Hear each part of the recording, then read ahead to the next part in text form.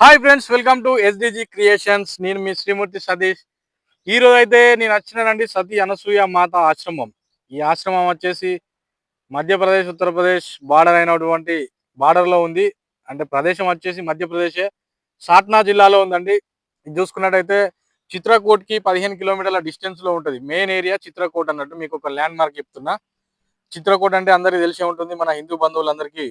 సాక్షాత్తు శ్రీరామచంద్ర ప్రభుల వారు 11 సంవత్సరాల 11 నెలల 11 రోజులు మన సీతామాతతో లక్ష్మణునితో కలిసి వనవాసం ఉన్నని ప్రదేశం ఇదే చిత్రకూట్. ఈ ప్రదేశంలోనే అయోధ్య నుంచి వచ్చి ఇక్కడ వనవాసం ఉండడం జరిగిందండి. అక్కడ నుంచి 15 కిలోమీటర్లు సతీ అనసూయ మాత ఆశ్రమం. మన హిందూ బంధువులందరికీ తెలిసి ఉంటుంది సతీ అనసూయ మాత ఆశ్రమం.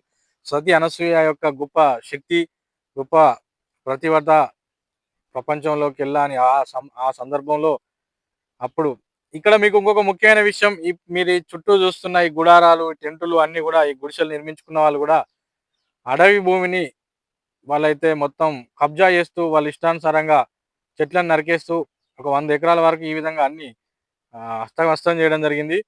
ఇప్పుడు బీజేపీ సర్కార్ ఏం చేసిందంటే, వారు హిందువులైనా బంధువులైనా ఎవరైనా కూడా చట్టాన్ని అతిక్రమించొద్దు, చట్టాన్ని చేతిలోకి తీసుకోవద్దని చెప్పేసి అన్ని కూడా బుల్డోజర్తో ఊలగొట్టడం జరిగింది. అది కూడా చూపెడతాను మీకు. ఇక ఈ ఆశ్రమం ముందు మందాకిని నది ఉందండి. మందాకిని నదిలో స్వచ్ఛమైన నీరు ఉంటుంది. లోపల ఏమున్నా కూడా చిన్న ఇసుక అవుతున్నా కూడా కనబడుతుంది, చూడొచ్చు. ఈ విధంగా చేపలు చూడొచ్చు ఏ విధంగా స్వైర విహారం చేస్తున్నాయో.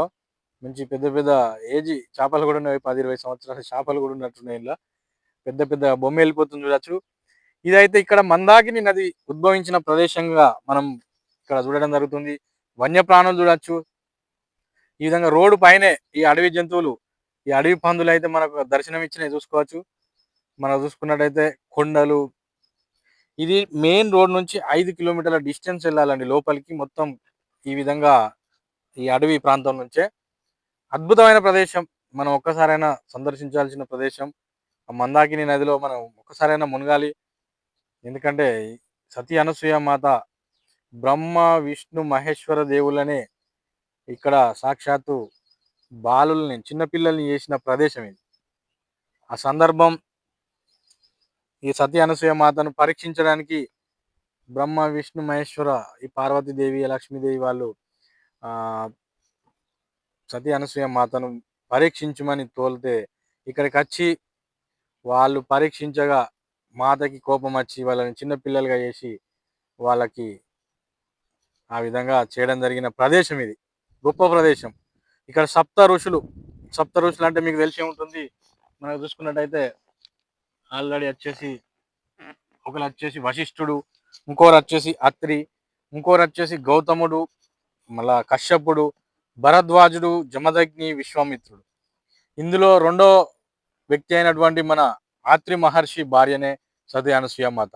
ఈ పైన అందరు కూడా అందరి ఋషులై, ఈ సప్త ఋషులై కూడా ఈ విధంగా వాళ్ళ ఈ పేర్లతో సహా చిన్నగా మందిరం మీద కూడా నిర్మించడం జరిగింది, చూసుకోవచ్చండి. ఈ సూర్య ఆకారంలో, సూర్యచంద్రుని ఆకారంలో ఉన్నటువంటి వాళ్ళందరూ ఉన్నారు. ఇక్కడ వచ్చేసి పరమహంస ఆశ్రమంగా పిలవడం జరుగుతుంది. ఇక్కడ చూసుకున్నట్టయితే భక్తులు వివిధ ప్రాంతాల నుంచి చాలా మంది భక్తులు అయితే రావడం జరుగుతుంది. ఇక్కడ పుణ్య స్నానాలు చేసి ఆశ్రమంలో దర్శనం చేసుకోవడం జరుగుతుంది. ఇంకా ముఖ్య విషయం ఏంటంటే, మనకైతే వీళ్ళైతే లోపలికి అయితే అలౌడ్ చేయడం లేదండి. ఫోన్ అయితే లోపలికి అలౌడ్ లేదు. ఆ అందువల్ల మనమైతే లోపల చాలా మహర్షులై జీవ సమాధులు ఉన్నాయి. మన అత్రి మహర్షి మందిరం ఉంది, సతీ అనసూయ మాత మందిరం ఉంది, శ్రీరామచంద్రుల మందిరం ఉంది. రకరకాలుగా చూస్తే చిన్నగా కనబడుతున్న టెంపుల్, కానీ లోపల చాలా అద్భుతంగా అన్ని మందిరాలు ఉన్నాయండి. మహర్షులు అయితే దాదాపు ఒక 10 మంది మహర్షుల వరకు ఋషులై జీవ సమాధులు కూడా లోపల మనకు దర్శనమిస్తాయి. ఇదైతే ఇక్కడ నుంచి మనం వెళ్ళాలనుకుంటే మనకు జబల్పూర్ టు చిత్రకూట్ రోడ్లో మనకు ఈజీగా అయిపోతుంది.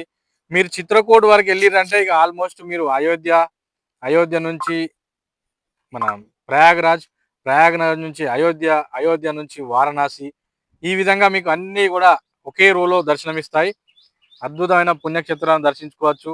మీరు జబల్పూర్ నుంచి రాగా మెహర్ అని ఉంటుంది. మెహర్ కొండల్లో కూడా మనకైతే ఆ పరమశివుని మందిరం దర్శనమిస్తుంది. అమ్మవారి నగలు అక్కడ పడిపోయిన ప్రదేశంగా చెప్పడం జరుగుతుంది మెహర్. అవన్నీ దర్శనం చేసుకోవచ్చండి. ఇక్కడ చూసుకున్నట్టయితే మొత్తం కొండలు ఇప్పటికి కూడా మహర్షులు, ఋషులు ఇక్కడ ఉన్నారని చెప్పేసి మనకైతే ఆ కొండల ప్రాంతాల్లో చాలా మంది ఋషులు ఉన్నారని వీళ్ళు చెప్పడం జరుగుతుంది. ఇక్కడ నుంచి చిత్రకూట్ 15 కిలోమీటర్లు చూసుకోవచ్చు. మీరు చిత్రకూట్ నుంచి ఆటోలో రావచ్చండి. ఆటోలో ఒక 40-50 రూపాయలు సర్వీస్ ఛార్జ్ చేస్తున్నారు. షేర్ ఆటో అయితే ఆ విధంగా ఉంటుంది. సెల్ఫ్ తీసుకుని వస్తే 300 రూపాయలకు వస్తారు. ఇక ఇప్పుడు చూసుకున్నట్టయితే నేను ఫస్ట్ వీడియోలు చూపెట్టినాను మీకు. వీళ్ళంతా ఆక్రమించుకున్నారు, గవర్నమెంట్ వీళ్ళని బుల్డోజర్తో చేసిందని. ఇది ఇప్పుడు ప్రజెంట్ ఉన్న సిచ్యువేషన్. ఇది నేను ఈ మే ఎండింగ్లో తీసిన వీడియో. జూన్ ఫస్ట్ వీక్ అనుకుంటా బహుశా. జూన్ ఫస్ట్ వీక్లో తీసినాను. మీరు ఒకవేళ ఈ ప్రదేశాలని సందర్శించాలనుకుంటే జూలైలో రండి. మంచి చిత్రకూటలో వాటర్ ఫాల్స్ ఉంటాయి. స్వచ్ఛమైన నీరు దొరుకుతుంది. పచ్చని అడవి, అన్ని వన్యప్రాణులు మీకు దర్శనం ఇస్తూనే ఉంటాయి. అవి కూడా మనం చూసి భయపడవు. ఎందుకంటే మన హిందువులం, మనం ఏ ప్రాణినైనా మనం జాగ్రత్తగా పూజిస్తాం కాబట్టి, జాగ్రత్తగా చూసుకుంటాం కాబట్టి, మన ఇంట్లో వాళ్ళలా చూసుకుంటాం కాబట్టి మనల్ని ఏమనవు. ఇక్కడ మెదిలిన విధానాన్ని బట్టి అవి మనల్ని కూడా ఏమనవండి. ఇవన్నీ కూడా సర్కార్ కూల్చేసింది. ఎందుకంటే వీళ్ళు ఆక్రమించుకుంటున్నారు. వీళ్ళ ఆక్రమణలకు హద్దు లేకుండా పోతుంది. అందు గురించనే అంతా కూల్చేయడం జరిగింది.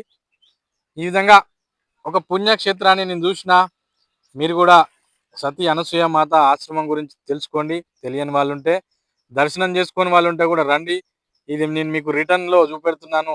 మనం అయితే సెల్ఫ్గా కార్ తీసుకొని వెళ్ళాం. అందు గురించి అని చెప్పేసి మనకు కొంచెం ఇబ్బంది ఏం కలగలేదు. జర్నీ పరంగా ఒక డ్రైవ్ చేయడమే ఇబ్బంది అంతే. మనకు మధ్యలో చూసుకున్నట్టయితే చాలా మనకు చిత్రకూట్ నుంచి మెహర్ వరకు అయితే కొంచెం రోడ్డు ఈ విధంగానే సింగిల్గానే ఉంటుందండి. కొంచెం జాగ్రత్తగా చూసుకుంటూ డ్రైవ్ చేసుకోవాలి. మధ్యలో వన్యప్రాణులు వస్తాయి. ఈ విధంగా అంజనలు వస్తారు, గోమాతలు వస్తాయి. ఈ విధంగా అడ్డం వస్తాయి. మనమే జాగ్రత్తగా వెళ్ళాల్సి ఉంటుంది. ఎందుకంటే వాళ్ళ ప్రదేశానికి మనం వెళ్తున్నాం. ఈ అటవీలో మనం ప్రయాణం చేస్తున్నాం కాబట్టి వాళ్ళ ప్రదేశం అది. ఈ విధంగా గొప్ప పుణ్యక్షేత్రం అని మీరు ఎవరైనా కూడా రండి, దర్శనం చేసుకోండి. ఇంకా నెక్స్ట్ వచ్చేసి చిత్రకూట్ వీడియో కూడా చిన్నగా ఒక 2-3 నిమిషాల వీడియో మీకు కూడా నెక్స్ట్ వీడియోలో మనం అయితే పెట్టడం జరుగుతుంది. మరొకసారి చెప్తున్నాను, జబల్పూర్ నుంచి రావచ్చు మనం. చిత్రకూటకు అయితే ట్రైన్ సౌకర్యం ఉంది. అక్కడి వరకు రావచ్చు. మనకైతే సాట్నా వరకు వచ్చి సాట్నా నుంచి బస్సులో కూడా రావచ్చు. సాట్నా అనేది ఒక జిల్లా, అదొక స్మార్ట్ సిటీ. మరొకసారి చెప్తున్నాను, మీకు జర్నీ చేయాలనుకుంటే ఎలాగైనా రావచ్చండి. లేదు మేము ఈయనగా ఢిల్లీ నుంచి వచ్చే వాళ్ళు ఉంటే మీరు ఢిల్లీ నుంచి ప్రయాగరాజ్కి వచ్చి ప్రయాగరాజ్ నుంచి కూడా బస్సెస్ ఉంటాయి, బస్సులో రావచ్చు. ఎన్నో రూట్స్ ఉన్నాయి. మీరు గూగుల్లో సెర్చ్ చేస్తే మీకు ఈజీగా జర్నీ అనేది తెలిసిపోతుంది. ఓకే ఫ్రెండ్స్, ఈ విధమైనటువంటి దట్టమైన అడవులలో ఉన్నటువంటి ఆశ్రమాన్ని, సతీ అనసూయ మాత యొక్క గొప్ప ఆశ్రమాన్ని దర్శించుకోవడం జరిగింది. ఆ మాతను, ఆ సప్త ఋషుల్ని మరొకసారి మనం వేడుకోవడం జరుగుతుంది. మన సబ్స్క్రైబర్లు అందరూ బాగుండాలి, మన వ్యూవర్స్ అందరూ బాగుండాలి. Okay friends, thank you.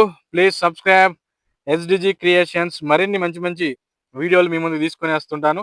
దయచేసి మనం, ఎందుకంటే ఇది ప్రయత్నం చేస్తున్నాను, మనం ఈ విధమైన వ్లాగులు తీయలేదు కాబట్టి ఏమైనా తేడా అయితే కొంచెం మీరే మన్నించాలి.